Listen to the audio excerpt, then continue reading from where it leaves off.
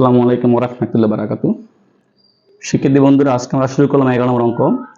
প্রদত্ত শর্ত পূরণ করে আলফা এর মান নির্ণয় করো। cot alpha equal to -√3। এখানে আমাদের শর্ত দেওয়া আছে 3π/2 less than alpha less than 2π। অর্থাৎ এখানে পাই এর মান 180। 180 কে আমি 2 দিয়ে ভাগ দিই তাহলে হবে 90। 90 কে 3 দ্বারা গুণ করি 3 নং 27। অর্থাৎ 227 থেকে বড় হবে এবং 360 এর মাঝখানে থাকবে আলফা এর মান। আমাদের এই শর্ত সাপেক্ষে অঙ্ক করতে হবে। তো এখানে cot আলফা ইকুয়াল মাইনাস রেখে দিলাম। এই যে √3 cot π/6, পাই এর মান যেহেতু 180 তাই এখানে 6 দ্বারা ভাগ করলে আমাদের 30 ডিগ্রি হয়, cot 30। cot 30 মানে হচ্ছে √3। আমি √3 পরিবর্তে cot π/6 লিখতে পারি।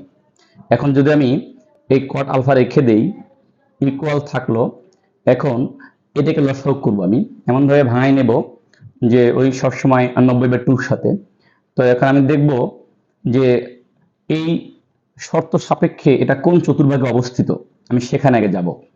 তো যেহেতু আমার 270 থেকে বড় হবে এবং 360 থেকে ছোট হবে, তাহলে এটা চতুর্থ চতুর্ভাগে cot আলফা ঋণাত্মক। তো এই জন্য আমরা এখানে সে মাইনাসের জন্য আর এই মাইনাস ডাবল মাইনাস হবে, সে মাইনাসের মানে প্লাস হয়ে যাবে। আর এখানে যেহেতু আমাদের চতুর্থ চতুর্ভাগে যেতে হবে, তার মানে 270 থেকে বেশি নিতে হবে, আমাদের ওই ঘরে থাকতে হবে। তা আমি যদি 2π - π/6 দেই তাহলে আমাদের এখানে এই 360 থেকে এখানে যে মানটা বিয়োগ করব সেটা আমাদের ওই চতুর্থ চতুর্ভাগী মানটা থাকবে। অর্থাৎ 270 থেকে বেশি, 360 থেকে কম। তাহলে আমাদের এইটাই হয়। তাহলে এখানে উভয় থেকে cot যদি আমি বাদ দিয়ে দিই তাহলে একেবারে আলফা ইকুয়াল টু 2π - π/6। এখন যদি এরকম লসাগু করি তাহলে 6 দুগুণে 12, 12 থেকে একটা পাই বাদ যাবে, 12π - π। তো 12π থেকে পাই বাদ গেলে থাকে 11π/6। এইটাই আমাদের answer. 11-2 cos alpha equal to -1/2। শর্ত হলো π/2 less than alpha less than 3π/2। অর্থাৎ 90 ডিগ্রি থেকে বড় হবে এবং 270 থেকে ছোট হবে, এই ঘরে থাকতে হবে আর কি। তো এখন দেখি আলফা এর ব্যবধিতে π/2 less than alpha less than 3π/2। অর্থাৎ আমি এখানে ভেঙে দিছি, মানটা এটা আসবে আমাদের। তো সুতরাং আলফা দ্বিতীয় বা তৃতীয় চতুর্ভাগে থাকতে পারে এবং উভয় চতুর্ভাগে cos আলফা -1/2 হতে পারে। এখন আলফা কোনটি দ্বিতীয় চতুর্ভাগে থাকলে, অর্থাৎ আমাদের এখন দুইটা দেখতে হবে। যেহেতু এখানে দ্বিতীয় এবং তৃতীয় দেখছি, আমি এখন দেখবো দ্বিতীয় এবং তৃতীয় চতুর্ভাগে দুইটা দিয়ে আমাদের করতে হবে। তো cos আলফা ইকুয়াল টু -1/2।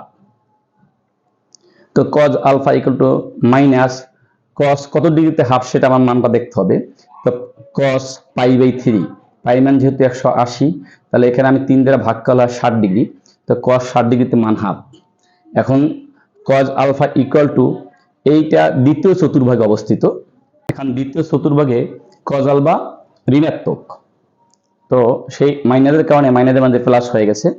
আর এখানে যেহেতু আমার দ্বিতীয় চতুর্ভাগে থাকতে হবে তাহলে π - π/3, অর্থাৎ পাই মান হলো 180 আর π/3 করলে হয় 60 ডিগ্রি। 180 থেকে 60 বাদ দিলে আমার হয় 120 ডিগ্রি, তার মানে দ্বিতীয় চতুর্ভাগই থাকে মানটা। এই জন্য এখানে আমার এইটা হলো। এখন cos আলফা ইকুয়াল টু এটাকে লসাগু করি। তো লসাগু করলে 3π - π, 3π থেকে পাই যদি বাদ দেওয়া হয় তাহলে 2π, তাহলে আমার থাকে 2π/3। উভয় থেকে আমি cos বাদ দিয়ে দিই, আলফা ইকুয়াল টু 2π/3। আবার আলফা কোনটি তৃতীয় চতুর্ভাগে থাকলে cos alpha equal to -1/2, cos alpha equal to cos π/3। এখন এখানে মাইনাসটা বাদ হয়ে গেছে কারণ তৃতীয় চতুর্ভাগে cos আলফা ঋণাত্মক, তো সেই ঋণাত্মকের মাইনাসের প্লাস হয়ে যাবে। cos আলফা রেখে দিলাম ইকুয়াল cos, যেহেতু আমার এখন তৃতীয় চতুর্ভাগে যেতে হবে তাই পাই প্লাস π/3। তা পাই এর মান হলো 180, তার সাথে আমি π/3 অর্থাৎ 60 ডিগ্রি যোগ করলে আমার 180 পার হয়ে তৃতীয় ভাগে চলে যায়। তো cos alpha equal to cos, এটাকে যদি আমি লসাগু করি 3π + π, তার মানে 4π, তাহলে 4π/3। এখন উভয় থেকে যদি আমি cos বাদ দিয়ে দিই তাহলে আলফা ইকুয়াল টু 4π/3। তাহলে নির্ণয় মান আমাদের একটা হবে 2π/3 এবং আরেকটা হবে 4π/3। 11 নম্বর, sin আলফা ইকুয়াল টু -√3/2। এখানে আমাদের শর্ত দেওয়া আছে π/2 less than alpha less than 3π/2। তো আলফা এর ব্যবহৃতে আমাদের শর্তটা লিখলাম। সুতরাং আলফা দ্বিতীয় বা তৃতীয় চতুর্ভাগে থাকতে পারে, কিন্তু দ্বিতীয় চতুর্ভাগে সাইন আলফা ধনাত্মক। সুতরাং আলফা কোনটি তৃতীয় চতুর্ভাগে অবস্থিত, অর্থাৎ আমাদের দুইটা এই শর্ত সাপেক্ষে দুইটা ঘরেই থাকতে পারে, কিন্তু এখানে যেহেতু সাইন আলফার মান মাইনাস দিয়ে দিচ্ছে, সুতরাং দ্বিতীয় চতুর্ভাগে সাইন আলফা যে প্লাস, এই জন্য আমরা প্লাসের মানটা দিয়ে করতে পারবো না, যেহেতু আমাদের মান দেওয়া মাইনাস। এই জন্য এখানে লিখে দিছি যে সুতরাং আলফা কোনটি তৃতীয় চতুর্ভাগে অবস্থিত, অর্থাৎ দ্বিতীয় চতুর্ভাগে তাহলে না, যেহেতু এখানে মাইনাস, তাহলে আমাদের একটা মান করবে এখানে না। তো সাইন আলফা ইকুয়াল টু -√3/2। তো sine alpha equal to sine π/3। এই π/3 হচ্ছে সাইন 60 ডিগ্রি, আর সাইন 60 ডিগ্রিতে মান হলো √3/2। এখন যেহেতু এখানে মান মাইনাস দেওয়া আছে এবং আমাদের তৃতীয় চতুর্ভাগেও সাইন মাইনাস, তো মাইনাসের মানে হয়ে যাবে plus. Sine alpha equal to এই মাইনাসটা থাকবে না, প্লাস হয়ে গেছে সাইন। এখন তৃতীয় চতুর্ভাগ হলে 270 থেকে মান বেশি হতে হবে, তাহলে পাই প্লাস π/3, তার মানে পাই মানে 180, তার সাথে আবার যদি আমরা যোগ করি 60 ডিগ্রি, তাহলে আমাদের 180 থেকে বড় হবে এবং 270 থেকে ছোট হবে, তার মানে আমাদের তৃতীয় চতুর্ভাগে থাকে। তো বা sine alpha equal to sine, আমি যদি লসাগু করি তাহলে 3π প্লাস পাই মানে 4π/3, আমাদের এখানে হয়েছে 4π/3। অতএব আলফা ইকুয়াল টু 4π/3, ওই থেকে সাইন বাদ হয়ে গেছে, এইটা আমাদের অ্যান্সার। 4 নম্বর অঙ্ক, কট আলফা ইকুয়াল টু -1।